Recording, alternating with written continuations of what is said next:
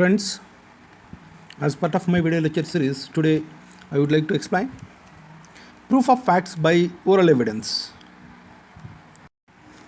Friends, according to Section 3 of Indian Evidence Act, evidence is of two types, namely oral evidence and documentary evidence. Oral evidence and documentary evidence.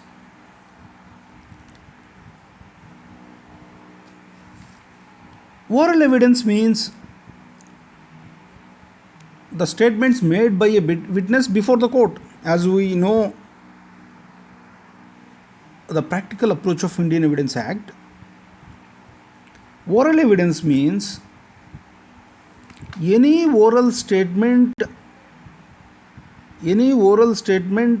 made by a competent witness before the court on oath.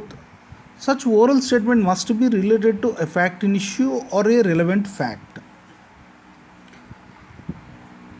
And after such witness is examined in chief and cross-examined and re-examined by adverse party, his oral statement is said to be a oral evidence according to this chart. When it comes to the comparison, documentary evidence is considered more credible than oral evidence. This is the general rule of Indian Evidence Act. Friends, if we see Section 9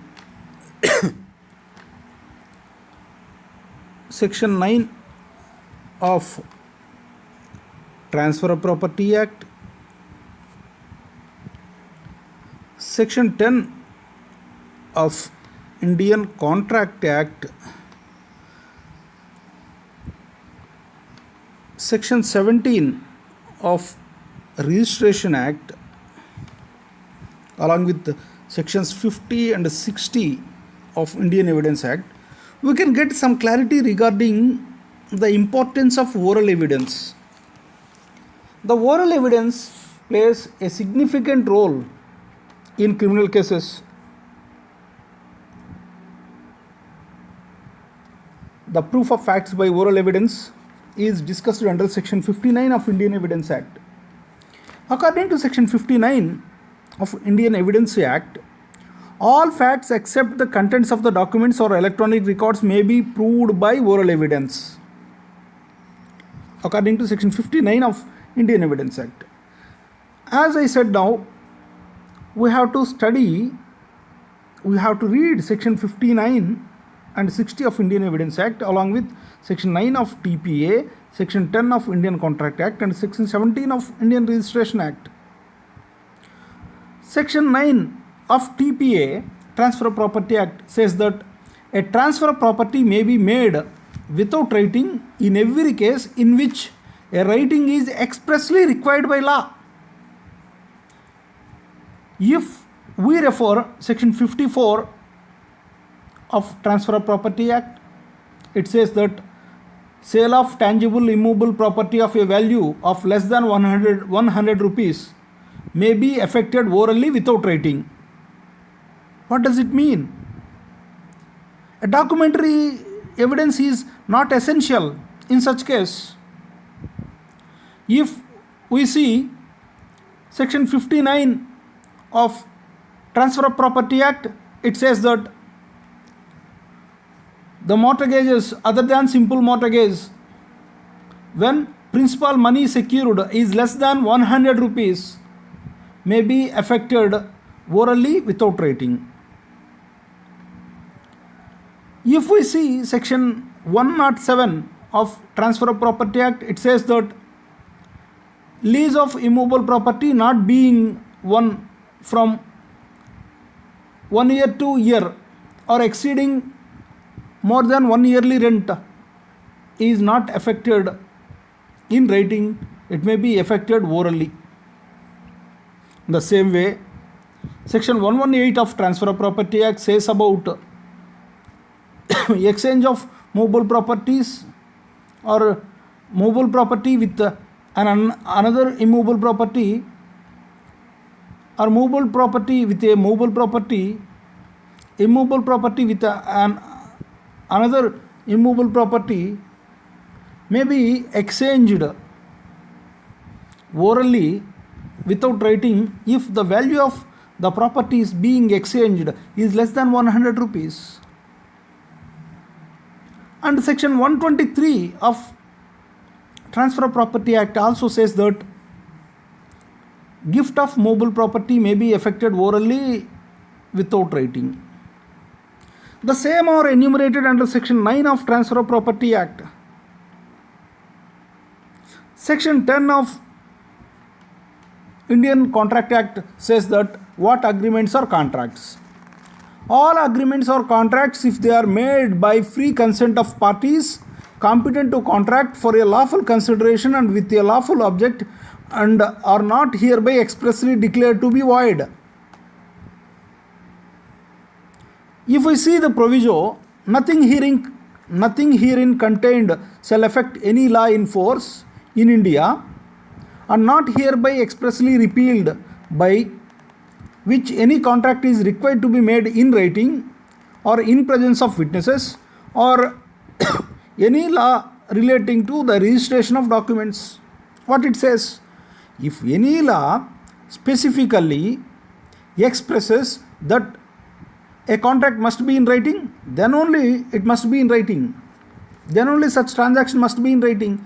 If it is in writing, then a document should be produced and that fact should be proved through the documentary evidence. If any specific law does not say about necessity of written form of transaction, then it may be proved orally.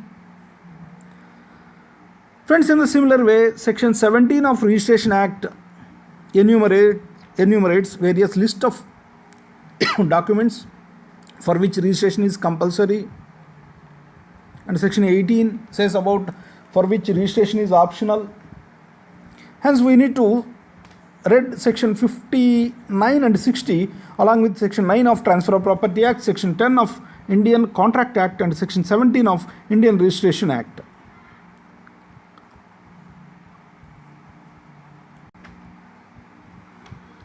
Friends, section 59 says that all facts except the contents of the documents or electronic records may be proved by oral evidence. When a party to the suit or proceedings proposing to give evidence, the judge or magistrate may ask the party as to how and in what manner that evidence is relevant. A special power is conferred on the judges and magistrates to ask the party as to how and in what manner the evidence is relevant under this section, that is section 59 of Indian Evidence Act. As per this section, it is the duty of the judge or magistrate to admit only the relevant evidence in a suit or proceeding and to reject the irrelevant evidence. Section 60 is the another section related to oral evidence, a proof of a fact by oral evidence. Section 60 says that the evidence shall be given by a person who perceived the fact or who perceived the fact in issue or relevant fact by any one of the five senses. The person who saw a fact or fact in issue, the person who heard a fact or a fact in issue, a person who smelt a fact or fact in issue, a person who tasted, who touched a fact in issue or a relevant fact. Such person is known as the direct witness, and such evidence is known as direct evidence. The best evidence, this section 60, contains the best evidence rule relating to the oral evidence. Section 60 says that evidence must be direct. oral evidence must be direct, and hearsay evidence is no evidence. Here, the oral evidence may be given by spoken words, gestures, signs, and those gestures and signs may be interpreted through an interpreter. That is also known as oral evidence, according to Section 60 of Indian Evidence Act. There are certain exceptions to the rule of hearsay evidence. Hearsay evidence is no evidence, and it is a second-hand evidence, as to it is not admissible. But there are certain exceptions. These are the exceptions listed here. The first one, res gestae and admission. The confessions, person who cannot be called as witness. Evidence given in the form of proceedings, in the former proceedings, section 33. Statements in public documents, expert evidence, learned treatise.